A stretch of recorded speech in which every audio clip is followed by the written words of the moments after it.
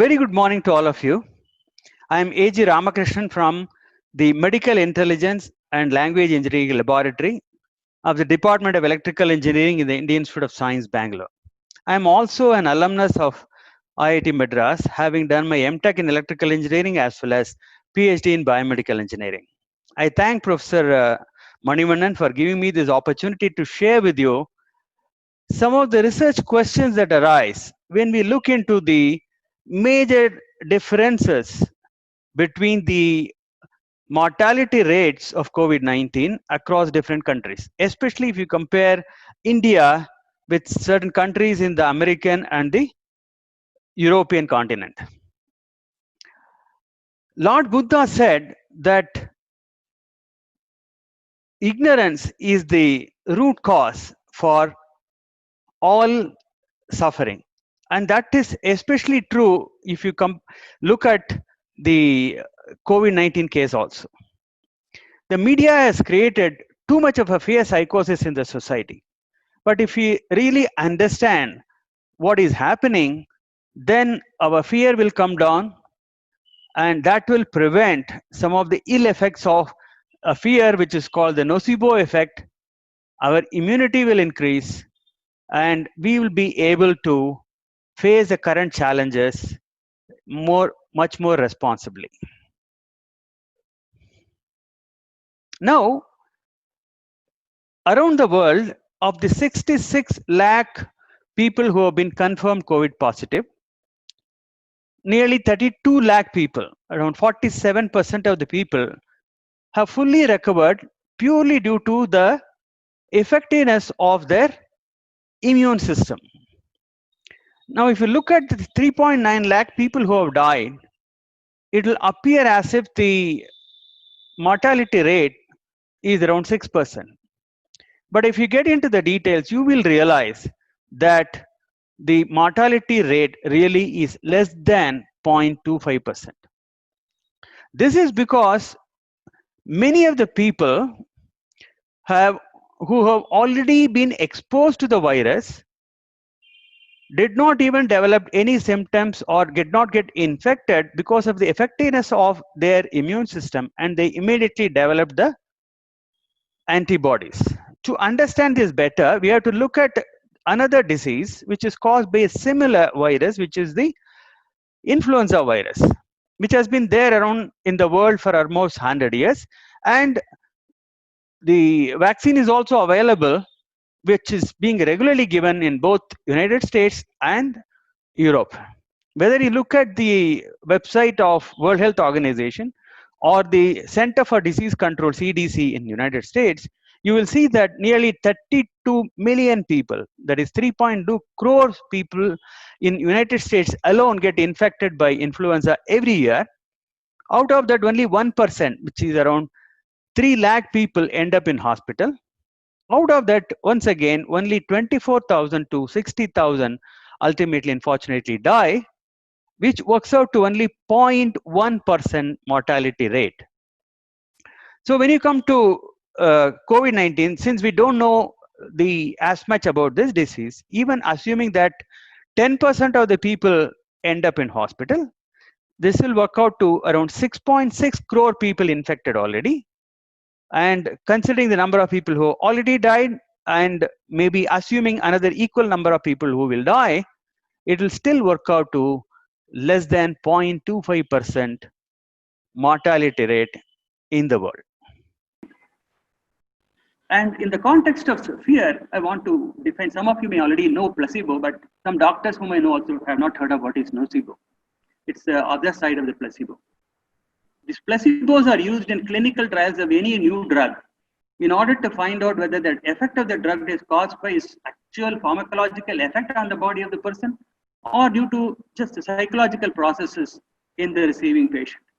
And this is an accepted thing all over the world. In every medicine that comes to today, this thing has to be done. Double-blind trials have to be done, where, suppose I say I have a new medicine for headache, I need to have, a control group which is given a lookalike which has no connection to the medicine that I have, but it look exactly like that, package everything, and the person who gives the medicine doesn't know that he is not giving the medicine, and the person who is dealing with the patient and the person who is doing the conducting the studies are not connected. So the researcher is away. That's why it is double blind. And in every case, in every type of medicine, people have found that this placebo, which may be just a sugar pill, always works positively in 30 to 35% of the patients. And later you will see that the current flu vaccine effectiveness is actually very close to this placebo effectiveness. So unless a new drug gives at least, let us say, 60% effect, they will throw it out saying that the effect is only due to placebo or the psychological effects that it makes. Psychological means it's not so simple.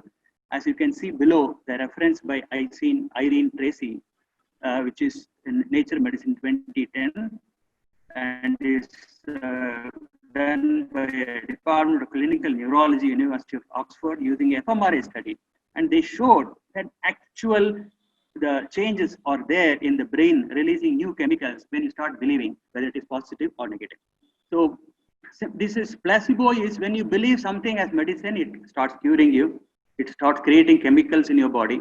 Nocebo is when something you think is harmful to you, then it starts creating that kind of negative effects in your body.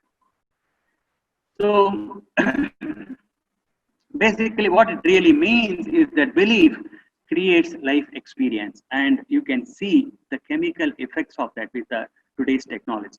And I will skip the first part. First part says basically this Benedetti study published in Journal of Neuroscience says placebos could actually raise the brain levels of dopamine. You know that dopamine is one of the neurotransmitters in the patients who receive the placebos. So people believe that they got that medicine and it's going to make them better. And when they studied them, they found that the dopamines are being secreted even though they didn't give any medicine. This is the positive side. The negative side, there are not too many studies on nocebos because there are difficulties in getting the ethical clearance for this kind of things. In one of the studies that was done, 57 Japanese school boys they interviewed and picked up these guys who had experience of playing with some poisonous tree leaves, and they know that some leaves cause very itchy rashes in their hand. And they blindfolded them, and they used two different leaves: lacquer leaves, which cause these itchy rashes, and chestnut leaves, which are harmless. And one side of the hand they put the lacquer leaves, other side they put the chestnut leaves, but they told the people otherwise. Where they put the poisonous leaf, they said this is a harmless leaf, nothing will happen to you. On the other hand, where they put the harmless leaf, they said, now I'm putting lacquer leaves and you may get rashes. They actually recorded that all the arms where this harmless leaves were put, all of them, 100% had rashes. And on the other hand, that had the harmless lacquer leaves, most of them did not get rashes. In other words, our thought processes are so strong and they can create changes in our body and including the brain. And this is very important when you are putting so much of fear and people think I might die. And if you know, in India, in one of the hospitals, somebody was admitted and they confirmed that he is COVID-19 positive. In the evening, he committed suicide. So that's the kind of fear that people are put into because of too much of only the negative information and not the other side of it. So this is a summary. For some of that, I give references, and some of you may question that I don't have reference for all of that because it was put together quickly. But my mail ID you can take from Manivannan. I have reference for everything that I'm talking today. I can send you the references. I'm also writing an article, and you can mail me. The moment it's complete in another few days, I can also send you that. So this is a kind of summary of what is the negative impact of prolonged stress response. So stress can be real or stress can be perceived. Finally, whatever mind is stressed is what is causing the stress. So due to sustained sympathetic activity, you know the sympathetic nervous system, whenever we are stressed, it is releasing certain hormones and it's called the fight or flight response. And cortisol levels go up. But the moment this is over, they come back to normal. But when there is sustained sympathetic activity, like this kind of prolonged stress or prolonged fear, it doesn't come down. So that has a negative impact on the body's organs, mental functioning, and even the immune system. It impedes the immune system from actually destroying viruses, bacteria, tumors, and irregular cells. And stress also causes immunosuppression, and it is an important influence on health and illness of the individual. Elevated amounts of cortisol can also damage hippocampus, which is basically the thing that you use to learn and for memory. And this results in accelerated aging responses throughout the body. And elevated amount of cortisol can also lead to depression and feelings of fatigue. So stress due to job and various other things of life, money issues, we know, but we may not have as much thought about fear being a major stress factor. And the other thing I want to tell you is major levels of strained relationships. Here, I want to give you a personal sharing. I had a major, relationship which is with my wife and my mother, for almost 10 years after my marriage. And I thought, I will die with this. And then I did an educational program. That's why, ignorance is cause for suffering. I did the program called Landmark Education. It's an international organization educating people to be effective and workability in any aspect of your life. It's an amazing program. After that, I could really handle that very powerfully and effectively. My relationships improved very much. And before that, I used to get cold very often.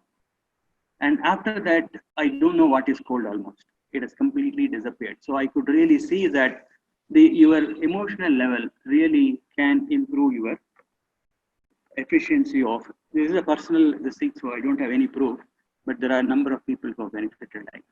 So coming back to this corona-induced constant fear, this constant anxiety can give you chronic stress, which actually suppresses your cell-mediated immunity. And that is the thing which you really need now.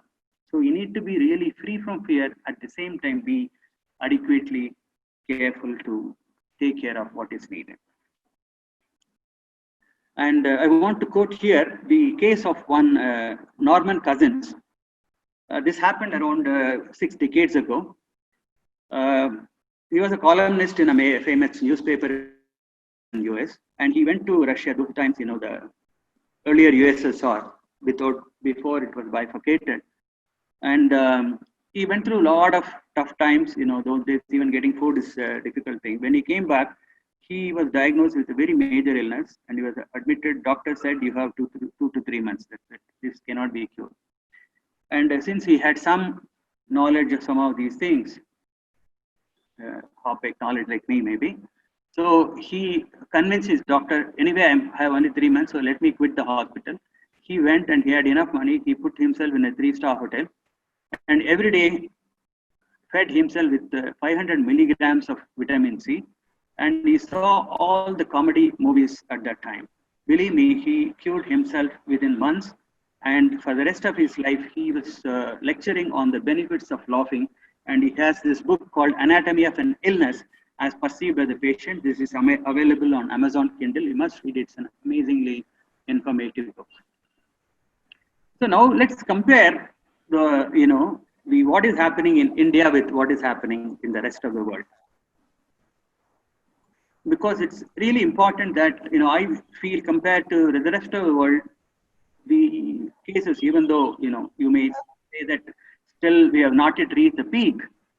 I have been following it up for almost more than a month now. Every day, things are fairly, in a controlled level only here. And the ratios that I'm going to say have more or less remained constant. So if you take 5 European countries, including UK, Italy, and few others, the total population is 57 crores, less than half of India. And today around 3.9 lakh people have died. And this is around nearly 65% of that has happened only in this 5 countries. And you cannot go by the actual number. So they define the deaths in any country in terms of the deaths per million population.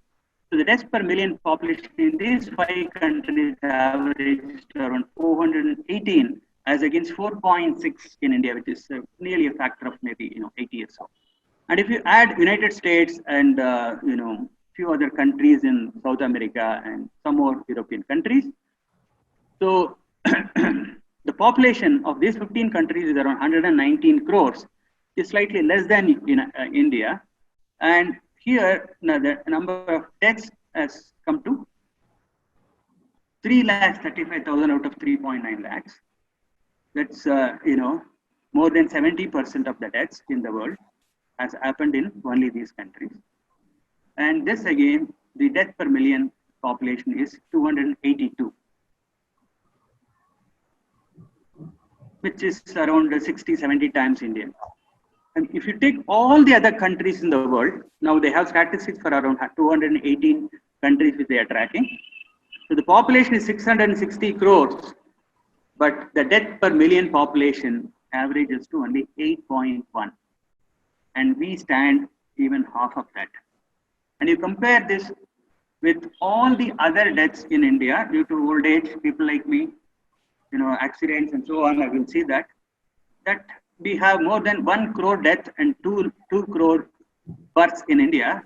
That averages to around 7,318 per year per million. You can compare where the deaths due to corona stands against that as on today. Now I'm comparing India with 5 developed countries. In the first column, you have the per capita income, $2,100 per year per person in India. And compared to that, these countries have 15 to 30 times. And so they have really good hospitals and good facilities, and all the countries are doing their best to their patients as possible. And this is not the percentage death within their country. This is the percentage of all deaths in the world. In United States, it is 28%. UK, it is 10%, even though UK population is less than 7 crores. And our population is 138 crores. And number of deaths in India as a fraction of the world is only 1.6%. So once again, this gives the ratio. And Trump is in a way correct that USA is not, the total number may be very high. But if you look at some of the European countries, the death per million population is easily double. In fact, in Belgium, it is much higher than. And what I want you to really look at, it's not the case that India is doing better with only the COVID-19 case.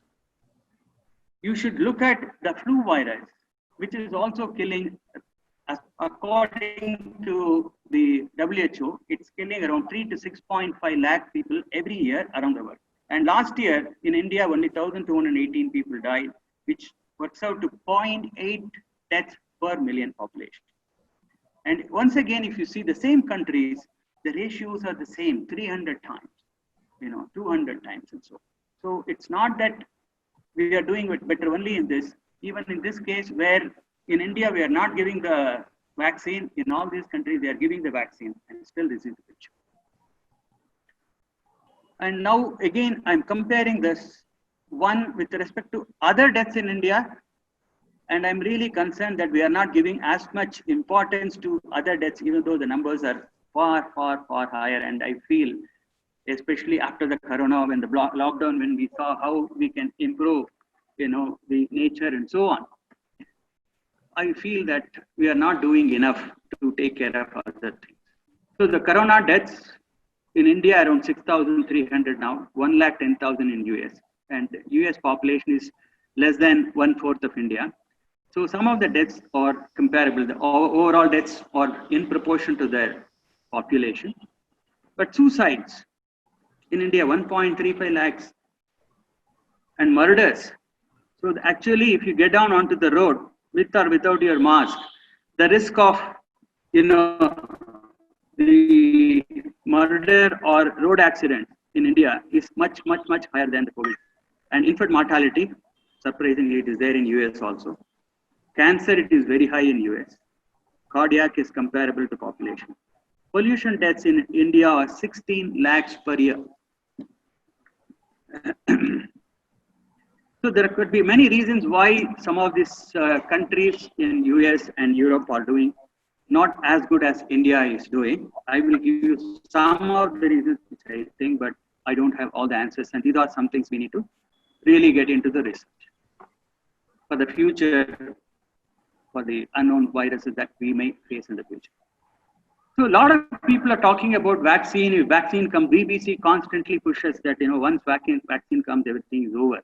And America has paid around $2.6 billion to some UK company. I want to know, is a safe vaccine expected and when? Influenza came into the world 1918, 100 years back, and vaccines are given in US. And vaccine effectiveness is around 37%. A lot of people, after taking the vaccine, end up in hospital and also die. We'll see the statistics later. Mycobacterium tuberculosis, this is a bacteria discovered in 1882. BCG vaccine is given, it came into 1921. In India, it is given, and I understand around the reach is around 90% in the cities and 87% in the rural areas. But still, we have 4.5 lakh deaths per year. And they say this is TB capital of the world because there are only 11 lakh deaths in the world. So this, in spite of our giving this vaccine. AIDS came in 1894. Some of you, who were there at that time, some of younger people might have not been there. It created as much scare. Until today, they have not been able to come up with a successful vaccine. SARS-CoV-1, 2003, 17 years back. With a lot of effort and money, they came up with some vaccine after a few years, but it miserably failed on animal testing, and they gave up.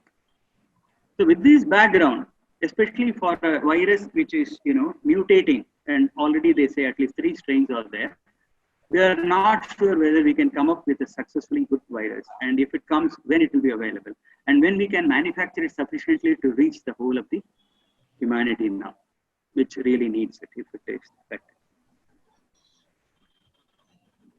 Now, how reliable is the flu vaccine? I already told you something. That from 3 to 6.5 lakh people die of flu every year. References are here.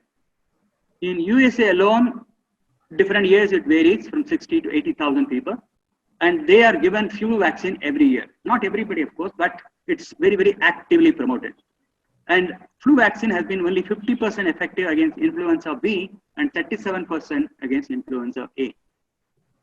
In other words, after 75 years of creating a vaccine, 1945 it was introduced, I think, we cannot still trust it. And in this season, along with the corona, around 24,000 to 62,000 people have died in USA, according to the CDC estimate. And as I told you, last year's in India, 1,218 people. And to my knowledge, even though I understand some companies manufacturing flu vaccine and we export it, it's not popularly given to people. Probably some children are given and people who die are old people. So for me, it looks like it clearly indicates better readiness of our immune system in handling this totally unknown new virus. And we can easily strengthen it further.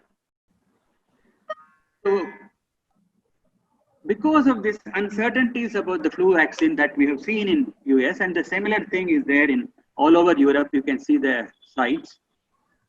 So recently, I thought I will project this survey that was done in Russia of around 1,600 young people from 20 to 30 years. They were not ready to take the flu vaccine. When they were asked why, 30% said that my health is good, I don't need it. 20% said, I don't believe in its effectiveness. Another 20% said, it may do more harm to me than good. And 10% said, I don't trust vaccines. I don't know what they're being injected.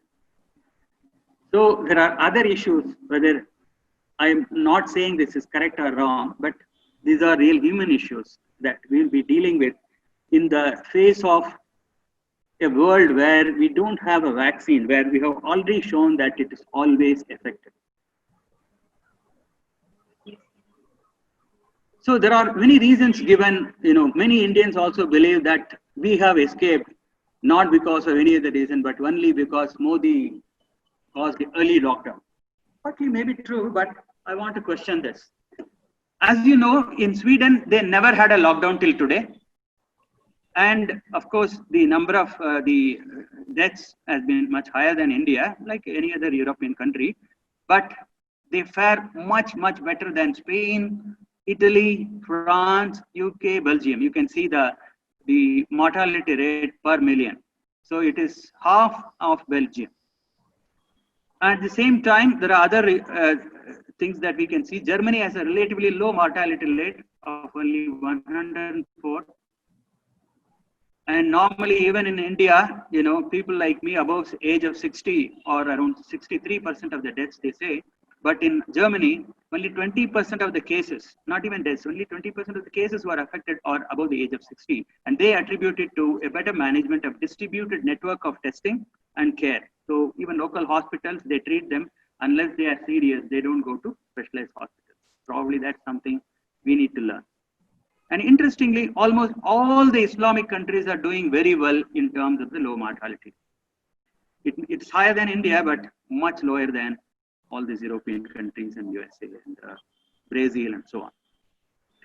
And again, this is not projected. Iran and Turkey have maintained recovery rates above 75%, which is one of the highest in the world, only comparable to Germany, no other country.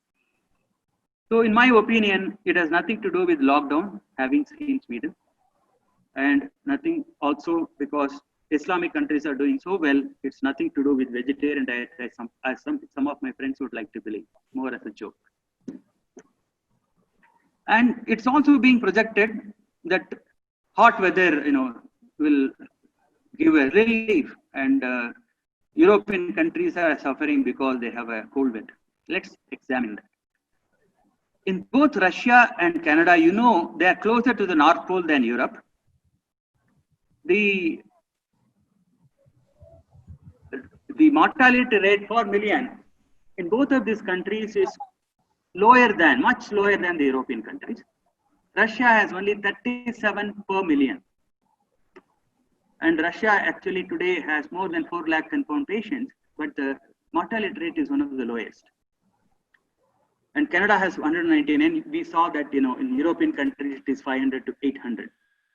So Canada and Russia, even though they are colder countries, the mortality rate is less than all the European and American countries. So that the theory of, you know, hot, cold weather doesn't have any this thing by the, if you go by the facts. On the other side, if you see, there is example from the other side. Brazil is a South American country, moderately hot. I understand temperature never is less than 20 degrees.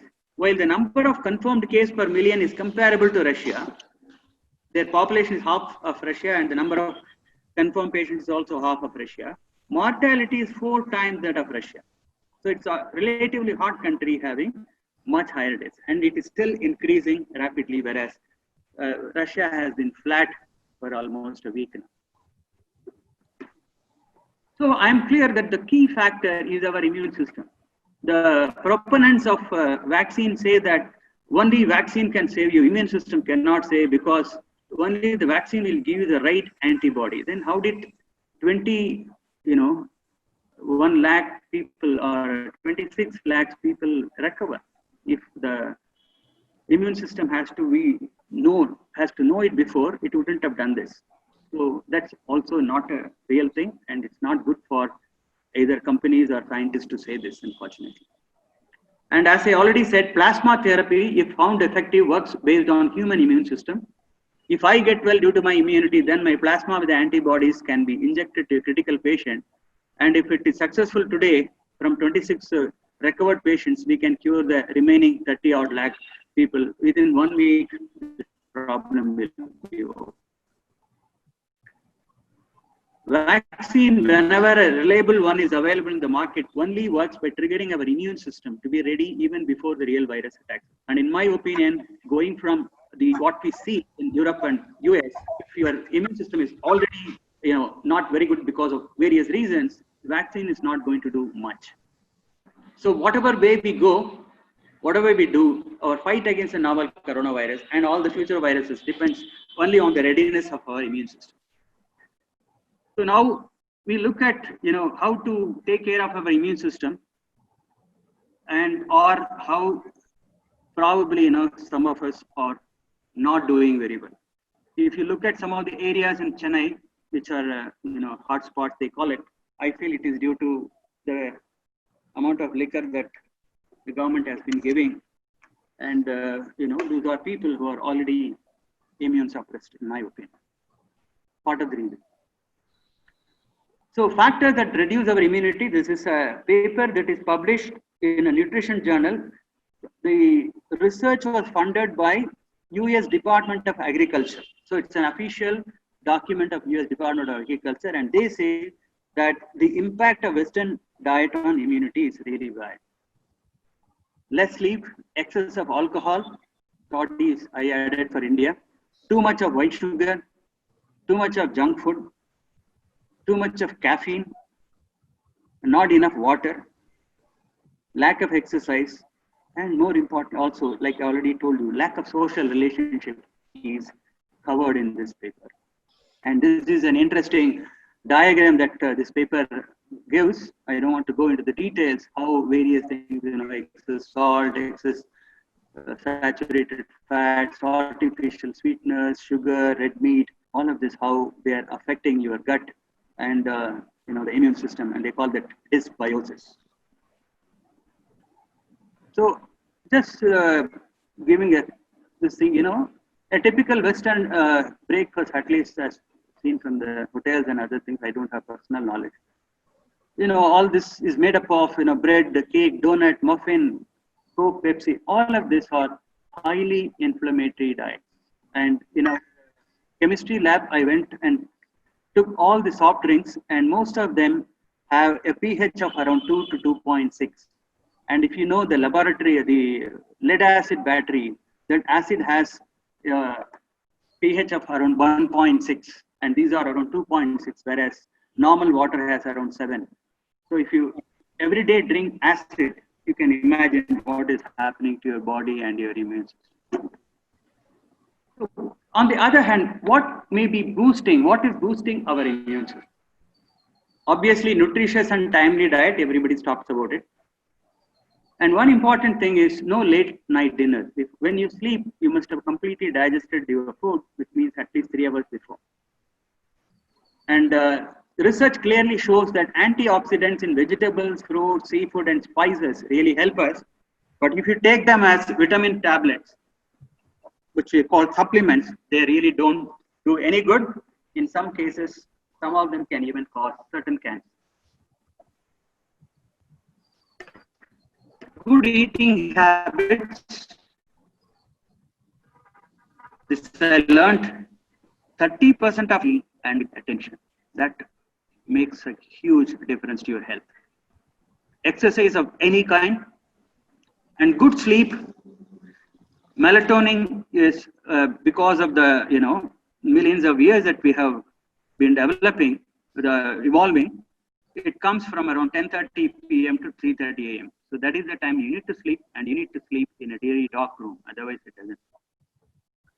And we also need to ensure a good supply of oxygen. Everybody talks of food, but our energy supply comes equally from oxygen, and our brain, especially you and I, in the educational field, we depend totally on brain for our life, and oxygen is so important. Deep breathing is very important. And I will tell you a little more about this. I believe, and there are indications that yoga, pranayama, and meditation actually resets many processes in our life, in our body, and brings up our native, because it's a living system, self-curing system, and these things are reset to our advantage. And we need to also train ourselves to have great relationships with people in our lives. So this is more as a side this thing, but this is an interesting thought that came to me. I wanted to share with you. I felt that coronavirus is teaching us about what it means. Many people ask me what is meditation. It is slightly difficult to explain, because there are many people talk of meditation in different ways. But when you look at the lockdown, we were all forced to be inside the thing and stop all the incessant activity that we used to be part of and this thing and lock ourselves inside the house, and we saw that the nature started restoring itself. People used to spend crores of rupees in getting the Ganges and so many other things, a lot of plans around the world to clean up rivers and reduce carbon monoxide levels and so on. All it needed is that we just stop what we are doing. So similarly, meditation is, and nature returns to its purity. Meditation is that if you stop as a human being, you stop all the activities of your mind, speech, and the body. In Sanskrit, they call it manasa, vacha, kaya. That is called meditation. And somebody called it, choiceless awareness. You are aware. It's not like it's a sleepless sleep. It's aware, but at the same time, you stop your regular activities and the body resets and your innate purity comes in. And with that also is immunity, in my opinion. We need to do more research. We talked about Western diet. I want to just give you a small example of the greatness of our traditional food in India. So, fortunately, I'm talking to South Indians, majority, of course, other people may be there. But even the students who are from North, they would have experienced in the hostels, sambar and rasam. So, I don't know about the, ready-made sambar powder that we buy in shops, but in the traditional way of making sambar powder or rasam powder, turmeric and black pepper are always added as standard ingredients. And there is this nice paper in Planta Medica. It has more than 2,000 citations. So it clearly says, many people you would have heard, you take, turmeric water, this is good, turmeric, you put it in milk and so on. What they showed is turmeric by itself has certain chemical compounds which cannot be easily absorbed by our intestines and so on. By just adding 1 part of black pepper to 100 parts of turmeric, that's all you need, 1%. It increases its effectiveness by 20 times. And our forefathers knew this, and they put it in our simple food, everyday food. And if most of our kashayams also have both of this, turmeric and this. I'll just give one example. There are many things. I want to write a book on this later, after my retirement maybe, how great is our regular food. And those of you who are interested about, how to improve your immunity, one of the best thing is vitamin C, not vitamin C tablets, but fruits which has this vitamin. You can see all the fruits here, all well-known fruits. And once again, I remind you of Norman Cousins, who cured himself with just vitamin C and seeing, comedy movies. Now we come to a very important aspect, which unfortunately is not given sufficient research interest in the world in general and in India in particular. Many of you have heard that, oh, you have this gene, so you will get BP or whatever, right? Cancer or something. A famous actress removed her breast because her sister had a breast cancer and she thought she may also have the gene. But that is very old knowledge. In 2006, this was a wrapper of Discover magazine. It said, New Genetics, DNA is not your identity. Which means even though you may have a gene which predisposes you towards any particular disease, there are any number of life and other factors by which you can switch off the gene. There is a soft switch, as an electrical engineer, I can tell you, there is a soft switch which you can either switch, thyristor, you can increase or decrease the effectiveness of this thing. And people have shown in experiments how these things are possible. And this new field is called Epi Genetics. Epi means above, so it is above genetics. You have a control over your genetics. So you're not at all, destined to live or get affected by your genes, and you can clearly alter that. Not only you can alter that, it is passed on to your generations, whether good or bad. Okay, stress can change your gene expression. And I will show you one paper published in 2014 where they showed that 2 hours of pranayama, 110 gene expressions connected to these white blood cells, which are related to our immune system, have positively changed their expression in just 2 hours of exercise.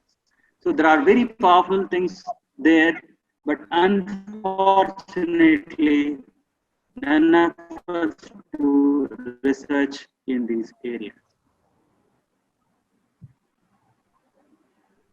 So I will not get into the details of this. This is taken from the NIH website, and this basically tells you how, based on various factors, including food, this DNA switch on, switch off, as well as the grading of the expression of the gene is modified. And this topic, as I told you, is called epigenetics. And this is related to the way pollution, it is related to the eating habits, it is related to emotions. One of the studies showed that one lady who was pregnant, she was seeing that WTC building going down. And because of the stress, certain changes were there in her gene, and they found it when she gave birth, they found it was there, modified gene was there in her offspring also. Then they did studies on rats. They created various gene manipulations like this due to stress, and they found that even the third generation offsprings had that. So that is the power of epigenetics, both positive side and the negative side. And this man became very famous by doing studies. They were exactly, he took two identical twins, and just by manipulating the food for them, he could completely alter the genetic expression of them. And you can see how they have developed after some time, and the kind of diseases, all that also was completely different. And of course, this is purposely manipulated, but you can see how far this can go. So the point that I want to make is that you can actually modify your gene expression, and it's possible that based on our lifestyle or whatever it is, that there are some genes which have been switched off. So I don't believe that basically we are better off than Europeans or something in this off. And it will be worthwhile studying why some countries have a very high recovery rate, some countries have a very low recovery rate, some countries have a very high infection rate, some countries have a very high mortality rate, and so on.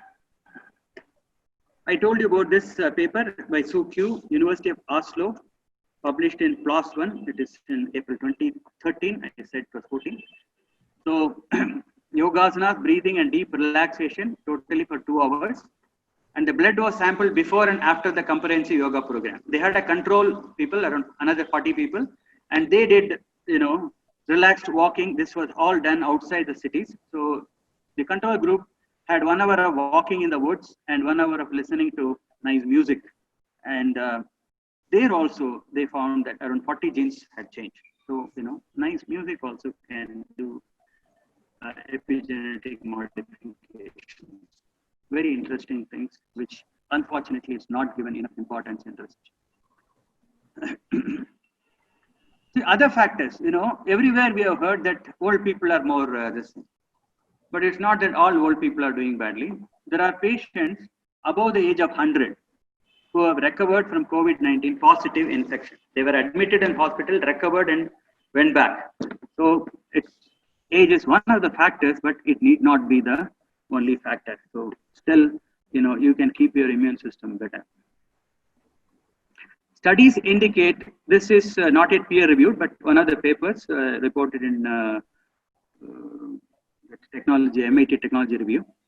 Studies indicate people with A+ blood group have higher risk than those with O for lung complications. We need to see why it is. And in Germany, they reported that the blacks' deaths are very high in certain regions, and they attributed this to vitamin D deficiency. But I feel it's not, maybe, in my opinion, it's my opinion that what I am going to say now, it may not be that Africans or blacks may be by nature vitamin deficiency. See, nature evolved them in a particular way to probably escape from the hot weather in Africa, and they became black, and that protected them from excess of the solar radiation. But when they moved to other countries where that is not suited to what the evolution has given them, it might take, I don't know how many, another 1,000 years for them to this thing. So it may be because of they are living in a foreign country where, the body is not attuned to that. But we need to, this is my conjecture, but we need to study all this. This is a important research issue I think we need to look at. And epigenetics in all its aspects, we need to look at its causative factors. And there is a very big research group in US which is studying epigenetics due to arising from food for cancer.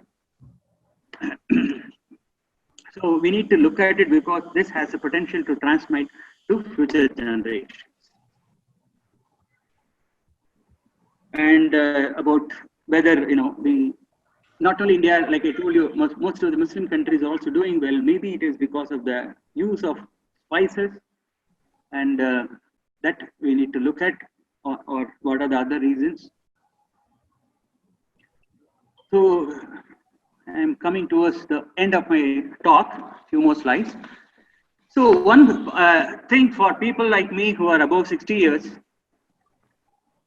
so there are many things which we can do. If you have people, retired people in your home above 65, they can do many things to improve their immunity just sitting at home without spending a single pie. One is exposure to sunlight. This paper was published in March 2020, very recently, Journal of American Heart Association, by a very big group. And they have studied around 3 lakh people, and they have clearly confirmed that exposure to vitamin D for a few minutes a day increases not only vitamin D that is already known, it clearly reduces your BP. And you have seen that for old people having BP and sugar and all that, these are the risk factors, and you can reduce BP just by exposing yourself to sunlight for a few minutes. And I feel even in IT industries, we need to change the way they do it so that everybody is exposed to sunlight at least for a few minutes every day. We have to introduce this in some way. And they can do very simple exercises. I have even seen exercises that they can do lying down in their bed. There are good things that you can see on the YouTube, or you can learn from some people. Already I told you about pranayama. I heard from a yoga researcher, but I couldn't find the reference quickly today, that they said they did some studies in Antarctica, and when they continuously did yogasanas for a length of time, they found that certain gene expression changed, and those people started developing a fat layer below the skin, similar to what this polar bear has it.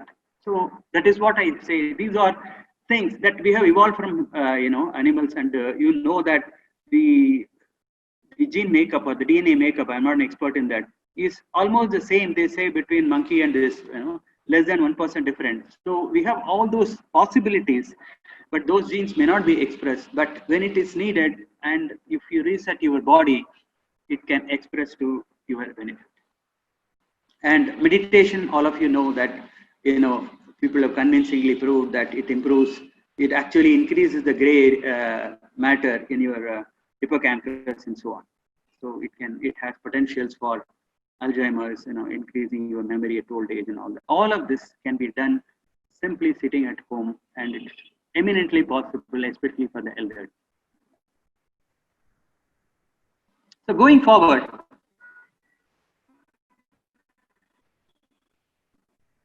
you see that every researcher is talking of new drugs, new vaccine, new ventilators. Many people have designed.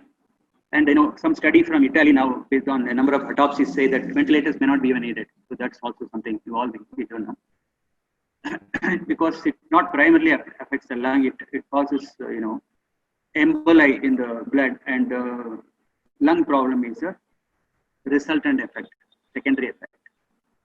But I have not seen anybody, any doctor in India also talks of new natural ways of improving immunity, so that one develops instant antibodies on exposure to new pathogens. So as you know, learning from the flu, we know that in one of the cities in Germany, they did a study and they found that 14% of the population already had antibodies, and they didn't even know that they contacted the virus anytime. So many of us may be already having the antibodies. So how do I positively improve my health? The concept of positive health is just missing, and it's there in Ayurveda. And but unfortunately, none of us put our children in Ayurveda. So bright people are very limited there. We are to blame. So we need to define an index of positive health based on immune system readiness level. I can induce safely in the lab, and really work on how I can improve the immune system readiness. I think it's a very important research for the future of humanity itself. And we need to clearly, I am convinced about it, we need to clearly revise medical education curriculum to give importance to boosting the effectiveness of the immune system. I asked my friends, doctors, they said they don't study this. And as I told you, some of them didn't know what is nocebo. Create specific protocol for work so that humanity gets natural vitamin D from the sunlight, and targeted exercise based on to Bombay for their work. So we must come up with certain exercises, certain practices that they can do in the train, or whatever, so that we adapt the lifestyle to your work so that you can take care of your health also along with it. And that should become, as helmet becomes mandatory, we have to make it mandatory for those industries to give those kind of facilities to the employees. And do more useful research on epigenetics and factors behind it, and research for better health and not only for better therapy, and measures for effectiveness of breathing and introduction of importance of deep breathing to children through school science texts. See, I found that by deep breathing, you can increase the amount of air that you take in by nearly 900%. Please read anywhere, standard textbooks, you will see that. And also we need to look at how to increase happiness level of two. So all of that is succinctly put in this ancient beautiful prayer. This is the last penultimate slide for me. Sarve bhavantu sukhinaha, sarve santu niramayaha, sarve bhadrani pashyantu, ma kasid dukkha bhagave. This means may all be happy. We need to study how to make all of them happy. May all be free from illness. This is what I talked about. Studying for positive health. May all see what is auspicious. May no one suffer. Peace, peace, peace. So, concluding, our health is in our hands, and its nature has already given us enough tools. We need to keep it well. So let's give up the fear, but be responsible, be informed. Let's get sunlight every day. Let's breathe deeply along with all other things that you already know. Thank you very much.